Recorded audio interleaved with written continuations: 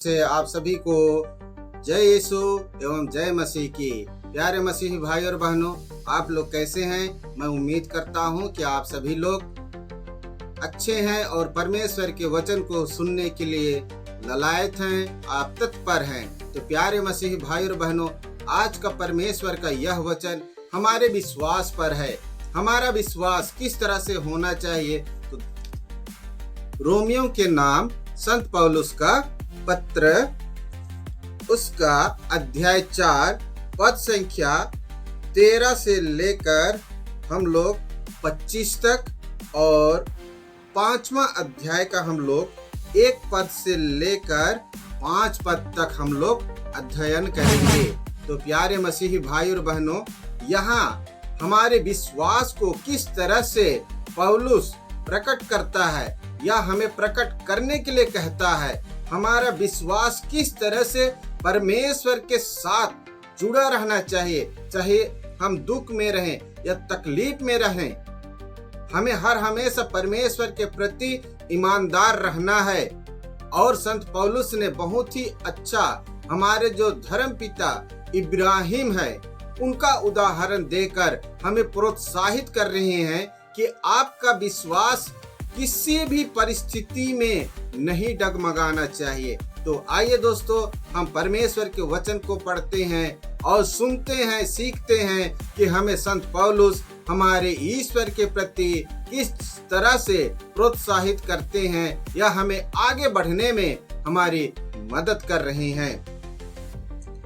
ईश्वर ने इब्राहिम और उनके वंश से प्रतिज्ञा की कि वे पृथ्वी के उत्तराधिकारी होंगे। यह इसलिए नहीं हुआ कि इब्राहिम ने संहिता का पालन किया, बल्कि इसलिए कि उन्होंने विश्वास किया और ईश्वर ने उन्हें धार्मिक माना है।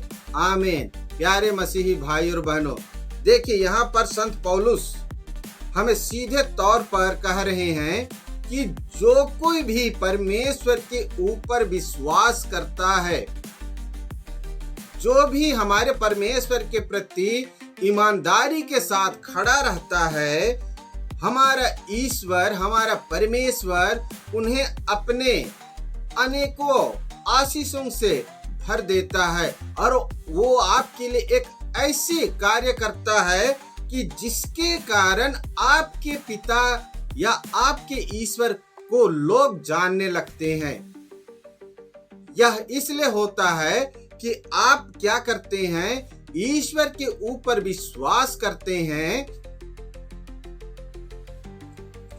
जब आप ईश्वर के ऊपर विश्वास करते हैं तो आपका ईश्वर पहले से जानता है, आपके सारे व्यवहार के बारे में, आपके सारे आचरण के बारे में पहले से जानता है।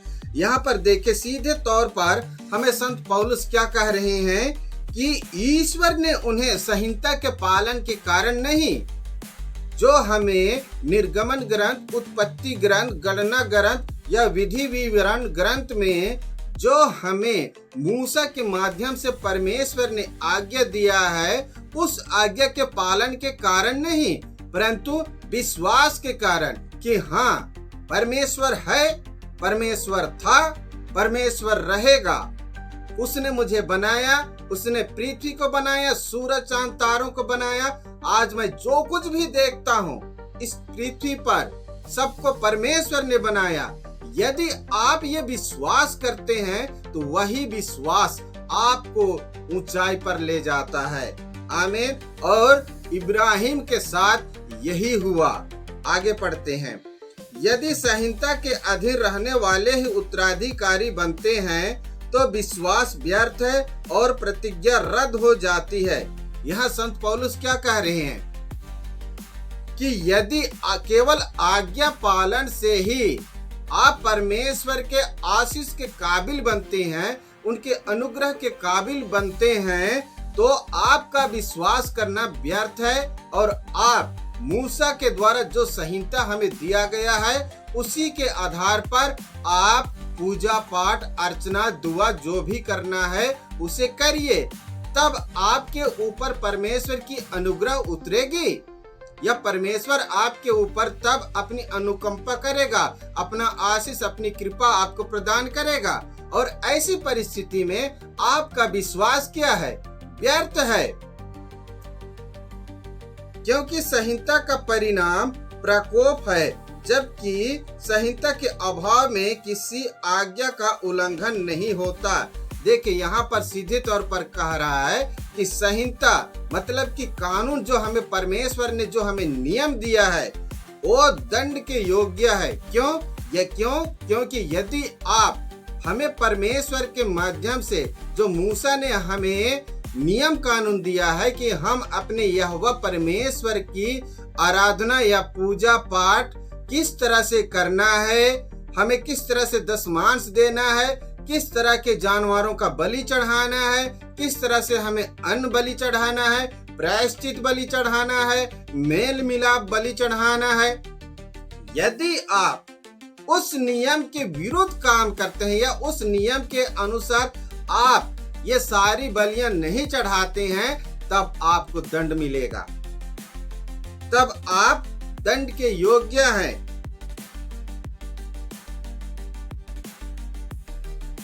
लेकिन जब आपको वो नियम ही पता नहीं है कि आपको इस तरह से नियम दिया गया है, ऐसी परिस्थिति में जो मूसा ने हमारे बीच में परमेश्वर का जो नियम को रखा है वो भी व्यर्थ है। क्यों? क्योंकि आपको पता ही नहीं है कि स्वर्ग के राजा ने आपको इस तरह से तरीका बताया है या इस तरह से नियम आपको दिया गया है। सब कुछ विश्वास पर और इसलिए कृपा पर भी निर्भर रहता है।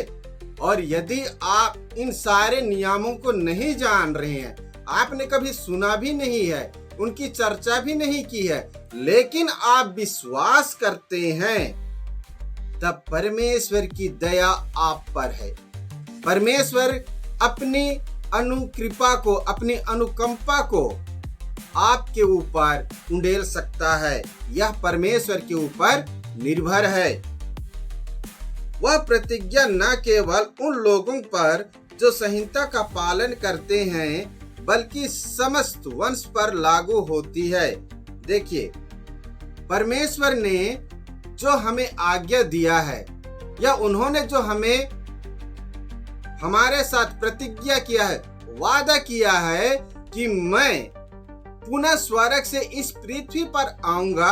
यीशु मसीह ने कहा है ना, मैं पुनरुत्थान में आऊंगा, पुनरागमन में आऊंगा, महिमा के दिन आऊंगा। उन्होंने हमसे वादा किया है कि जिस दिन मैं पिता के पास आपके लिए जगह तैयार कर लूंगा, मैं आऊंगा, आपको पुनर्जीवित करूंगा और स्वर्ग में ले जाऊंगा। यह केवल आपके लिए नहीं है। यदि आपने इस वचन पर विश्वास किया है, तो परमेश्वर का जो वादा उन्होंने पहले किया था वह आपके साथ भी है, आपके बच्चों के साथ भी है और आपके बच्चों के बच्चों के साथ भी परमेश्वर का वह वादा हमेशा हमेशा के लिए जुड़ा हुआ है। केवल एक व्यक्ति यदि परमेश्वर से आशीषित हो जाता है तो उनका पूरा परिवार ही हमारे यीशु मसीह पिता परमेश्वर की दया दृष्टि में आ जाते हैं। आमीन। उन सबों पर जो इब्राहिम की तरह विश्वास करते हैं। इस इब्राहिम हम सबों के पिता हैं, जैसा कि लिखा है, मैंने तुमको बहुत से राष्ट्रों का पिता नियुक्त किया है। देखिए, यहाँ साफ तौर पर लिखा है कि हमें भी उसी तरह से विश्वास करना चाहिए जैसे इब्राहिम ने परमेश्वर के ऊपर विश्वास किया, और उसी विश्वास के कारण ही परमेश्वर ने इब्राहिम को अनेक राष्ट्रों के पिता होने का आशीर्वाद दिया। ईश्वर की दृष्टि में इब्राहिम हमारे पिता हैं। उसने उस ईश्वर में विश्वास किया जो मृतकों को पुनर्जीवित करता है और जो नहीं है उसे भी अस्तित्व में लाता है। आमीन। मैं ये बातें पहले भी कह रहा था कि हमें उस ईश्वर पर विश्वास करना है जिसने स्वर्ग और पृथ्वी इन सारी चीजों को बनाया है। जो नहीं है उसको भी अस्तित्व में लाता है, और जो अस्तित्व में है यदि वो नष्ट हो जाता है तो उसे वो दोबारा से खड़ा कर सकता है। आमीन। और इब्राहिम ने उसी परमेश्वर पर विश्वास किया, जैसा कि आज हम भी बिना देखे परमेश्वर पर विश्वास करते हैं। इब्राहिम ने निराशाजनक परिस्थिति में भी आशा रखकर विश्वास किया और वह बहुत से राष्ट्रों के पिता बन गए, जैसा कि उनसे कहा गया था, तुम्हारे असंख्य वंशज होंगे। देखिए यहाँ पर संत पौलुस क्या कह रहे हैं। इब्राहिम निराशाजनक परिस्थिति में, निराशाजनक परिस्थिति कब था उनके साथ? था इब्राहिम के लिए भी निराशाजनक परिस्थिति था। एक जवानी में जिस लड़की से उन्होंने शादी की, जिसका हम नाम जानते हैं सारा, उनके साथ कोई बच्चा नहीं हुआ, लेकिन वो किसी सेविका के साथ जाता था, उनके साथ वो संतान पैदा करता था, लेकिन जिससे वो शादी किया उनके साथ संतान पैदा नहीं हो रहा था। इसलिए इब्राहिम निराश रहता था, निराशाजनक परिस्थिति में था। और जब पैदा हुआ बच्चा, वो भी 100 साल की उम्र में, और उसे भी पिता परमेश्वर कहता है कि तुम अपने एक लौते बेटे को मेरे लिए पर्वत पर ले जाओ, मोरिया पर्वत के पार, वहां पर जो करमेल पर्वत है, वहां तुम इसे बलि चढ़ा देना। यह इब्राहिम के लिए बहुत सोचनीय और दुखद परिस्थिति थी। वो निराशा में था कि एक तो बुढ़ापे में मेरा बच्चा हुआ है, उसे भी आप परमेश्वर कह रहे हैं कि उसे भी मेरे लिए बलि चढ़ा दो। लेकिन इब्राहिम ने क्या किया? उस परिस्थिति में भी उन्होंने यहोवा के ऊपर विश्वास किया कि जिसने मुझे यह बच्चा दिया है वो मुझे फिर से दोबारा दे सकता है। क्यों? क्योंकि वो सर्वशक्तिमान है और वो महिमा से परिपूर्ण है। और उसने विश्वास किया, और उसी बात को यहाँ पर संत पौलुस हमें समझा रहे हैं कि इब्राहिम ने निराशाजनक परिस्थिति में, वो दुख की घड़ी में भी, कठिनाई की परिस्थिति में भी, कठिनाई के समय में भी यहोवा के ऊपर विश्वास किया। उसने अपनी विश्वास को कम नहीं किया, और इसलिए वो क्या हुए? असंख्य वंशजों के पिता बने, असंख्य राष्ट्रों के पिता बने। वो हमारे लिए धार्मिक पिता बनाए गए। आपका विश्वास ऐसा ही होना चाहिए। इस समय चर्चों को तोड़ा जा रहा है, इस समय पास्टरों को पकड़ा जा रहा है, इस समय बाइबल को जलाया जा रहा है, इस समय नफरत पैदा किया जा रहा है। आप हिम्मत मत हारिए, विश्वास में बने रहिए और इब्राहिम की तरह अपने आप को परमेश्वर के सम्मुख उपस्थित कीजिए। आमीन, हालेलुया। यद्यपि वह जानते थे कि मेरा शरीर आसक्त हो गया है, उनकी अवस्था लगभग 100 वर्ष की थी और सारा बांझ है, तो भी उनका विश्वास विचलित नहीं हुआ। उसने ईश्वर की प्रतिज्ञा पर संदेह नहीं हुआ, बल्कि उन्होंने अपने विश्वास की दृढ़ता द्वारा ईश्वर का सम्मान किया। आमीन। प्यारे मसीह भाई और बहनों, इस समय हर तरफ, विशेषकर हमारे भारत देश में, छत्तीसगढ़ में, बिहार में, जितने भी कलीसिया हैं, हर जगह सताव हो रहा है। आप परमेश्वर की महिमा के लिए, उसकी मान सम्मान के लिए बिल्कुल खड़े रहिए। इस समय रायपुर में भी एक दृश्य आया कि सरस्वती थाना के आंगन में जाकर मसीही लोग भजन कीर्तन कर रहे हैं। क्यों? परमेश्वर की मान और सम्मान के लिए। उन्होंने घर को बंद कर दिया, उन्होंने चर्च को बंद करा रहे हैं, तो हम जाएं कहां? अपने ईश्वर की स्तुति करने कहां जाएं? इसलिए ये लोग थाने में जाकर वहां प्रभु के नाम की स्तुति और महिमा कर रहे हैं। ऐसे ही आप लोग भी हर एक परिस्थिति में, दुख की घड़ी में, कठिनाई के समय में परमेश्वर की महिमा के लिए वही खड़ा होइए। जहां वो लोग तोड़ फोड़ किए हैं वहीं खड़ा होइए। टूटे फूटे सामानों को साइड में कीजिए, एक तरफ खसकाइए और वहीं पर भजन कीर्तन कीजिए। छत हो ना हो, टेबल हो ना हो, वहीं पर परमेश्वर के नाम की स्तुति और महिमा कीजिए, वही गाना गाइए। तो प्यारे मसीही भाई और बहनों, संत पौलुस हमें किस तरह से हमारे विश्वास को बढ़ा रहे हैं, हर एक परिस्थिति से हमें लड़ने के लिए आग्रह कर रहे हैं और परमेश्वर की महिमा को स्थापित करने के लिए कह रहे हैं। उन्हें पक्का विश्वास था कि ईश्वर ने जिस बात की प्रतिज्ञा की है वह उसे पूरा करने में सामर्थ है। इस विश्वास के कारण ईश्वर ने उन्हें धार्मिक माना है, और जिस तरह से इब्राहिम को उनके विश्वास के कारण हमारे पिता परमेश्वर ने उसे धार्मिक माना। और प्यारे मसीही भाई और बहनों, यहोवा हमारा पिता ईश्वर एक ऐसा प्रभु है जिसने इब्राहिम को अपना दोस्त कहा, अपना मित्र कहा, उसने उन्हें फ्रेंड कहा। अब सोचे परमेश्वर आपसे कितना प्रेम करते हैं कि उसने मानव जाति को अपना दोस्त कहा और हम सभी पापियों को अपना बेटा बेटी कहा। यह हमारे परमेश्वर की महिमा है। इसीलिए हमें इब्राहिम की तरह अपने विश्वास को परमेश्वर की महिमा के लिए, उनकी सम्मान के लिए हर हमेशा हर एक परिस्थिति में बनाए रखना है। आमीन।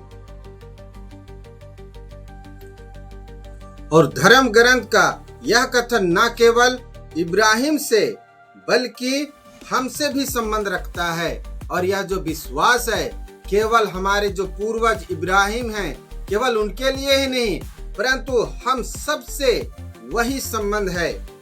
यदि हम ईश्वर में विश्वास करेंगे जिसने हमारे प्रभु ईसा को मृतकों में से जिलाया, तो हम भी विश्वास के कारण धार्मिक माने जाएंगे। वही ईसा हमारे अपराधों के कारण पकड़वाए गए और हमारी पाप मुक्ति के लिए जी उठे। आमीन। प्यारे मसीह भाई और बहनों, यहाँ देखिए हमारा परमेश्वर हमारी मुक्ति के लिए, हमारे उद्धार के लिए अपने प्रिय पुत्र यीशु को इस संसार में भेज दिया।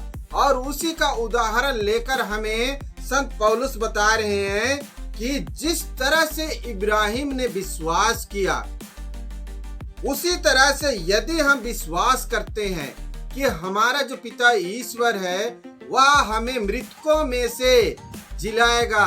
कैसे? जैसे उसने अपने प्रिय पुत्र यीशु को इस संसार में भेजा और उन्होंने क्रूस पर अपना बलिदान दिया, उस यीशु को उन्होंने पुनर्जीवित किया। यदि आप विश्वास करते हैं तो वही प्रभु आपको भी पुनर्जीवित करेगा। यह संबंध केवल हमसे नहीं, केवल इब्राहिम से नहीं, परंतु इब्राहिम का विश्वास हम सभी के साथ एक जैसा होना चाहिए कि जिस ईश्वर पर इब्राहिम ने विश्वास किया, हमें भी उसी ईश्वर पर वैसे ही विश्वास करना चाहिए जैसा इब्राहिम करता था। वो जानता था कि जो ईश्वर ने मेरे लिए किया है, यदि मैं वही कार्य करता हूँ, ईश्वर ने जो मुझे कहा है, यदि मैं वही काम करता हूँ, तो मेरे लिए कुछ भी घटी नहीं होगा। क्यों? क्योंकि जो चीज अस्तित्व में नहीं है उसे भी प्रकट करने वाला मेरा यहोवा परमेश्वर है। आमीन। और इसीलिए उसी विश्वास के कारण आप भी धार्मिक माने जाते हैं। जैसे हम आदम और हेवा के कारण पापी ठहराए गए, वैसे ही हम विश्वास के कारण ही धार्मिक ठहराए जाते हैं। ईश्वर ने हमारे विश्वास के कारण हमें धार्मिक माना है। हम अपने प्रभु ईसा मसीह द्वारा ईश्वर से मेल बनाए रखें। मसीह ने हमारे लिए उस अनुग्रह का द्वार खोला है जो हमें प्राप्त हो गया है। इस पर हम इस बात पर गौरव करें कि हमें ईश्वर की महिमा के भागी बनने की आशा है। आमीन। प्यारे मसीह भाई और बहनों, जिस तरह से हम आदम और हेवा की वजह से पापी ठहराए गए, वैसे ही हम प्रभु यीशु मसीह पर विश्वास के कारण धार्मिक माने गए हैं। और यदि आप यीशु मसीह पर विश्वास करते हैं, तब वही यीशु मसीह आपके लिए दया का, कृपा का, अपने अनुग्रह का, अपने महिमा का वो द्वार खोल दिया है, स्वर्ग के उस भंडार को खोल दिया है, जिसे हमें ईश्वर के महिमा के भागी बनने का गौरव मिलेगा।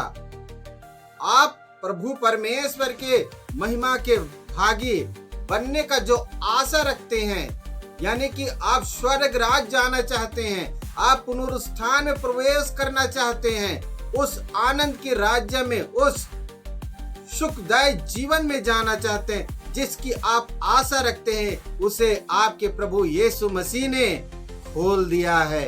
आमीन। इतना ही नहीं, हम दुख तकलीफ पर भी गौरव करें, क्योंकि हम जानते हैं कि दुख तकलीफ से धैर्य, धैर्य से दृढ़ता और दृढ़ता से आशा उत्पन्न होती है। आशा व्यर्थ नहीं होती, क्योंकि ईश्वर ने हमें पवित्र आत्मा प्रदान किया है।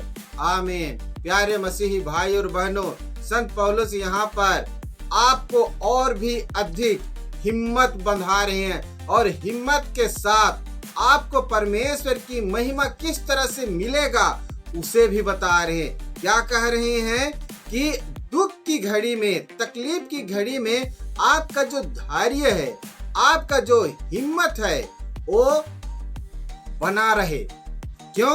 क्योंकि जब आप धीरज रखते हैं, धैर्य रखते हैं, उससे आपका दृढ़ता बढ़ता है, उससे आपका विश्वास बढ़ता है, और जब आपका विश्वास बढ़ता है, तब आप एक उम्मीद रखते हैं, जिसे आशा कहा गया है, और वही आशा आपका विश्वास है। क्यों? क्योंकि आपका जो विश्वास है, आपका जो उम्मीद है कि यीशु आपको पुनर्जीवित करेगा और अपने स्वर्ग राज में ले जाएगा, आप उसके महिमा के भागी बनेंगे, यह आपका विश्वास बेकार नहीं होगा। क्यों? क्योंकि ईश्वर ने आपके लिए पवित्र आत्मा का वरदान दे दिया है। आमीन। प्यारे मसीह भाई और बहनों, इसलिए इन सनातन बोलने वाले इन बेरोजगार दलों के सताव से आप लोग बिल्कुल मत डरिए, और धैर्य और हिम्मत के साथ परमेश्वर की महिमा निरंतर करते रहिए। आमीन। प्यारे मसीह भाई और बहनों, मैं उम्मीद करता हूँ कि परमेश्वर का यह वचन, संत पौलुस का यह वचन या सीख या उपदेश आपको परमेश्वर में आगे बढ़ने में मदद करेगा। तो दोस्तों, यह वीडियो आप लोगों को कैसी लगी, आप लोग कमेंट जरूर कीजिए। नए हैं तो चैनल को सब्सक्राइब जरूर कीजिए। जय मसीह की, जय यीशु।